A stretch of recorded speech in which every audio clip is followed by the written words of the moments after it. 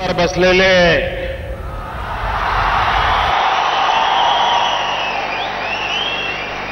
महाराष्ट्राचे राज्यपाल श्रीमान के शंकर नारायणन जी, मुख्यमंत्री श्रीमान पृथ्वीराज जी, मंत्री परिषद के मेरे साथी श्री नितिन गडकरी जी, श्री अनंत गीते जी, यहां के सांसद श्री शरंग जी, विधान परिषद के नेता प्रतिपक्ष श्रीमान विनोद तावड़े जी, विधानसभा के प्रतिपक्ष के नेता श्री एकनाथ खड़से जी, शिपिंग के सचिव श्री विश्वपति त्रिवेदी जी, जेएनपीटी के चेयरमैन श्री एनएन कुमार और विशाल संख्या में पधारे हुए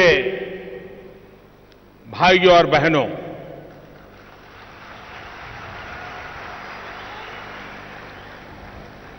प्रधानमंत्री बनने के बाद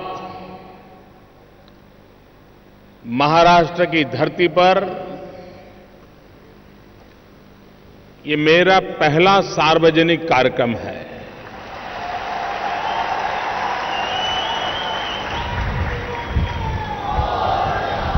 और मेरे लिए ये बड़े सौभाग्य की बात है कि मेरा पहला कार्यक्रम छत्रपति शिवाजी महाराज की राजधानी रायगढ़ की धरती से हो रहा है।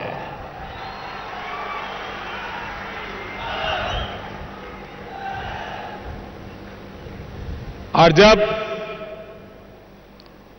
रायगढ़ जिले में पहला कार्यक्रम कर रहा हूं तो सहज रूप से हृदय के भीतर से एक ही स्वर निकलता है, छत्रपति शिवरायांचा त्रिवार जय जयकार।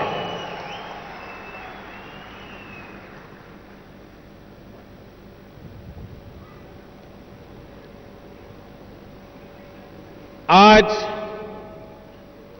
यहां स्पेशल इकोनॉमिक जोन और जिसका मुख्य लक्ष्य यहां के भूमि पुत्रों को रोजगार मिले, लाखों नौजवानों को रोजी रोटी कमाने के लिए यहां से दूर न जाना पड़े, उनको यहीं पर रोजगार मिल जाए। और इस हेतु से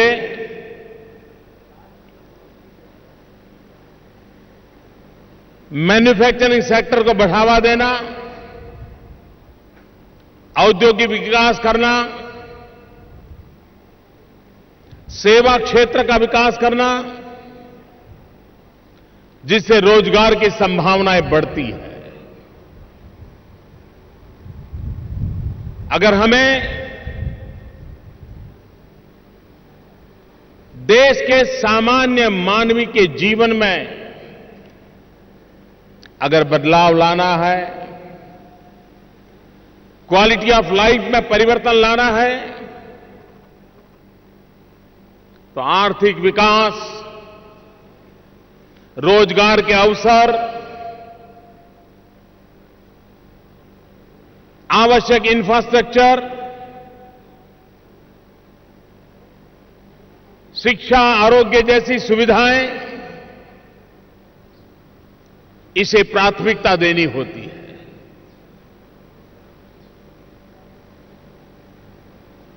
एक समय था बंदरों का विकास,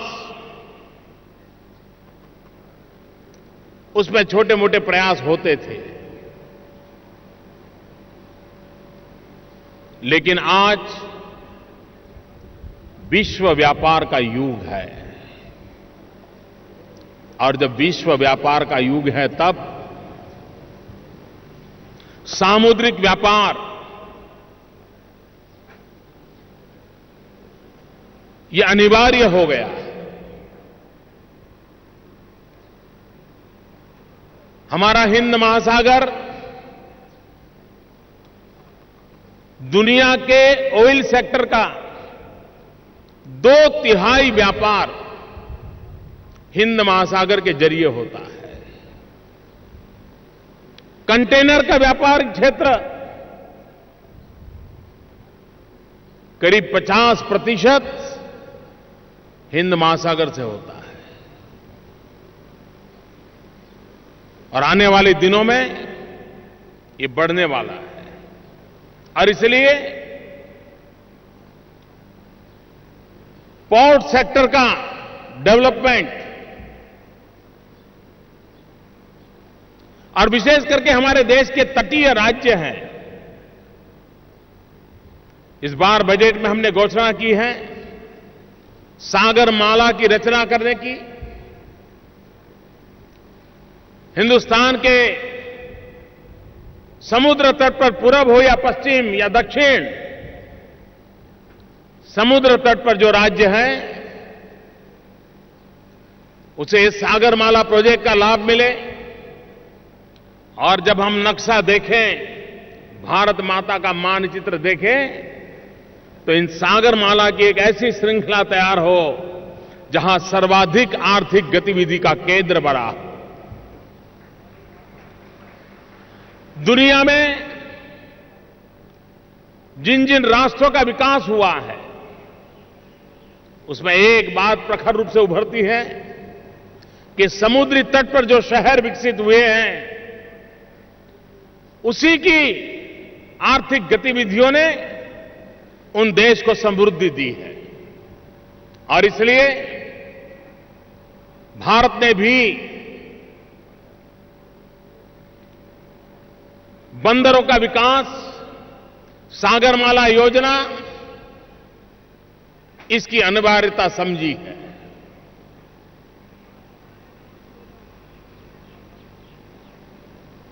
एक समय था हम पोर्ट डेवलपमेंट पर केंद्रित थे, लेकिन अब पोर्ट डेवलपमेंट से बात नहीं बनेगी। अगर हमें विकास करना है तो पोर्ट लेड डेवलपमेंट पर बल देना पड़ेगा।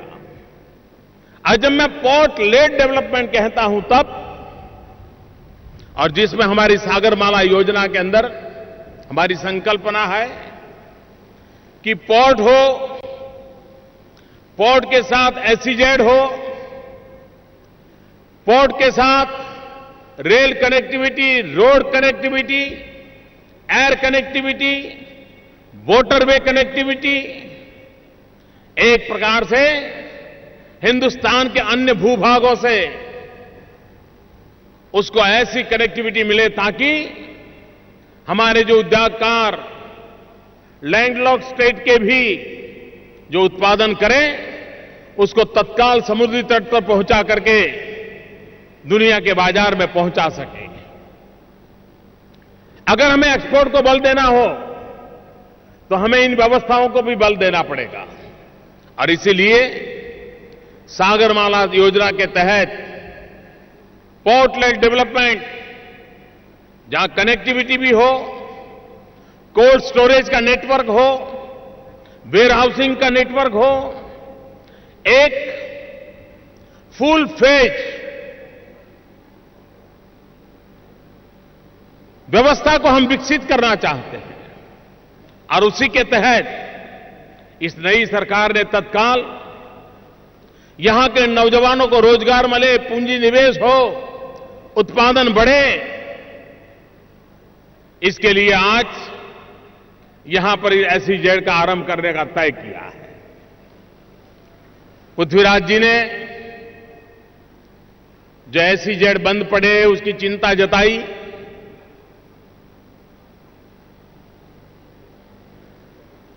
ये चिंता तो उनको पहले से रही होगी,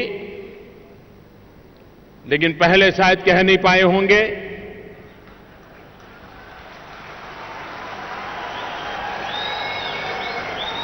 क्योंकि ये बीमारी नई नहीं है, पुरानी है, और कभी कभी पुरानी बीमारियों को दूर करने के लिए अच्छे डॉक्टर की जरूरत पड़ती है।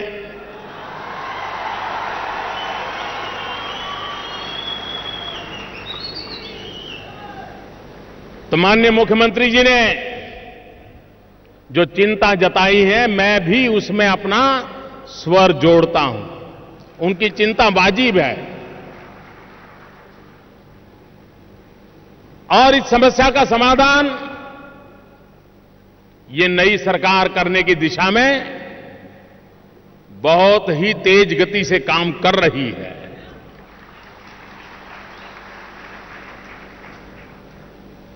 मैंने मेरे ही कार्यालय में एक विशेष टीम बनाई है, जिसको मैंने कहा कि भाई, ये जब ऐसी जेड की घोषणा हुई तो बड़ा उमंग उत्साह था चारों तरफ, क्या हो गया, ये टेक ऑफ ही नहीं कर पाया, रनवे पर ही रुका पड़ा है। कुछ तो टेक ऑफ कर गए तो ग्राउंडेड हो गए। क्या कारण थे, नियमों की क्या कठिनाई थी, क्या सपोर्ट मिला, क्या नहीं मिला, इन सारे विषयों को अध्ययन करके, और ये समस्या सिर्फ महाराष्ट्र की नहीं है, पूरे हिंदुस्तान को इस संकट को झेलना पड़ रहा है। लेकिन उस संकट से देश को बाहर निकालने के लिए हम पूरा प्रयास करेंगे। मैं मुख्यमंत्री जी को और देश के अन्य भागों को भी विश्वास दिलाता हूं।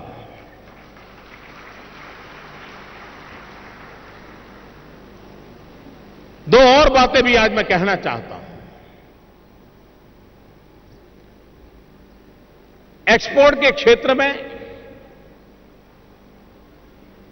भारत सरकार का एक डिपार्टमेंट रहता है, वो अपनी योजनाएं बनाता है, और एक्सपोर्ट के बिजनेस से जुड़े हुए लोग भारत सरकार के साथ अपना संबंध बनाते हैं। जब तक हम राज्यों को इसके अंदर नहीं जोड़ेंगे, राज्य अपने राज्य के उत्पादकों को, मैन्युफैक्चरर्स को एक्सपोर्ट के लिए प्रोत्साहित नहीं करेंगे, केंद्र और राज्य मिलकर के एक्सपोर्ट प्रमोशन के लिए कंधे से कंधा मिलाकर अगर काम नहीं करेंगे, तो हम जो चाहते हैं वो एक्सपोर्ट का परिणाम नहीं मिल सकता है। और इसलिए नई सरकार राज्यों को भी एक स्वतंत्र एक्सपोर्ट कमीशन बनाए, भारत सरकार के साथ मिलकर के राज्य भी अपने राज्य के ऐसे उत्पादकों को प्रोत्साहन दे, एक्सपोर्ट करने वाले जो यूनिट हैं उनकी चिंता करने की राज्यों में व्यवस्था खड़ी हो, राज्य और केंद्र मिलकर के इस काम को भली भांति कर सकते हैं। इनोवेशंस में कोई मदद करनी है, टेक्नोलॉजी ट्रांसफर करने की व्यवस्था में कोई मदद करनी है, डिजाइनिंग की दृष्टि से व्यवस्था, पैकेजिंग की व्यवस्था करनी है, ये सारे एक्सपर्टाइज पहलू है। अगर हम उस पर बल देते हैं, राज्य और केंद्र मिलकर के काम करते हैं, तो आज जो देश की हालत है कि हमारा इंपोर्ट बढ़ता चला जा रहा है, एक्सपोर्ट कम होता जा रहा है, आने वाले देखते ही देखते समय के अंदर हमारे नौजवानों पर मुझे भरोसा है कि वो उस चीजों को उत्पादित कर सकते हैं जो एक्सपोर्ट की दुनिया में हिंदुस्तान का भी डंका बजने लग जाएगा। पिछले दिनों हमने राज्यों के प्रतिनिधि और केंद्र प्रतिनिधियों की पहली बार एक्सपोर्ट प्रमोशन के लिए मीटिंग बुलाई। राज्यों को कहा कि भाई आपके यहां एक्सपोर्ट करने वाले यूनिट कौन है, जरा देखो तो उनकी मुसीबत क्या है, उनकी सुविधाएं कैसे बढ़े। हमारा कानूनी झाल इतनी भयंकर बना के रखी गई है, यहां बैठे हुए व्यापार उद्योग जगत के मित्र जानते हैं कि उनके व्यवसाय में एक डिपार्टमेंट तो पूरा सरकारी फॉर्म भरने में ही लगा रखना पड़ता है। मेरी कोशिश है उसको सिंप्लीफाई करने की। अभी हमारे नितिन जी ने अपने विभाग में 2 महत्वपूर्ण निर्णय किए और ये और भी बहुत किए हैं, लेकिन मैं 2 का उल्लेख यहां करना चाहता हूं। अब ऐसे चीजें अखबारों में नहीं आती हैं क्योंकि हमारे देश में सकारात्मक समाचारों के लिए अभी जरा तकलीफ रहती है। ये शिपिंग में जो लोग लगे हैं उनको हर वर्ष लाइसेंस लेना पड़ता था। अब मुझे बताओ भाई, ये हर वर्ष लाइसेंस के चक्कर में वो पढ़ना मतलब क्या है? अफसर के पास जाओ,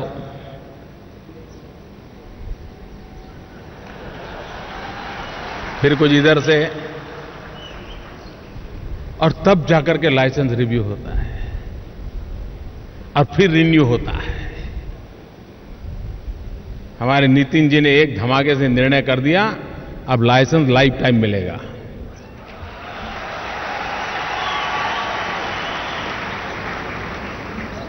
विदेशों से जो व्यापारी करने आते, शिप आते हैं, उनको भी यही हाल है। उनके लिए भी नियम बदल दिए गए। हमारी कोशिश है सरलीकरण की और ईज ऑफ बिजनेस। ये जितना हम तेज माहौल बनाएंगे तो भारत के नौजवानों की प्रतिभा में कोई कमी नहीं है। भारत के उद्योगकारों में साहस करने की क्षमता अप्रतिम है। उन्हें उचित माहौल मिलना चाहिए, उचित प्रोत्साहन मिलना चाहिए, उचित वातावरण मिलना चाहिए और ये सरकार उसके लिए प्रतिबद्ध है।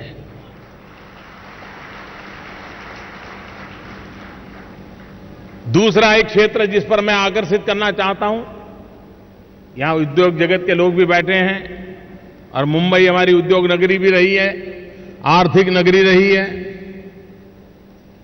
और इसलिए आज विश्व का सामुद्रिक व्यापार जितना तेजी से बढ़ रहा है, उतनी ही शिपिंग इंडस्ट्री की बहुत बड़ी मांग बढ़ रही है। आज शिप बिल्डिंग एक बहुत बड़ी अपॉर्चुनिटी है।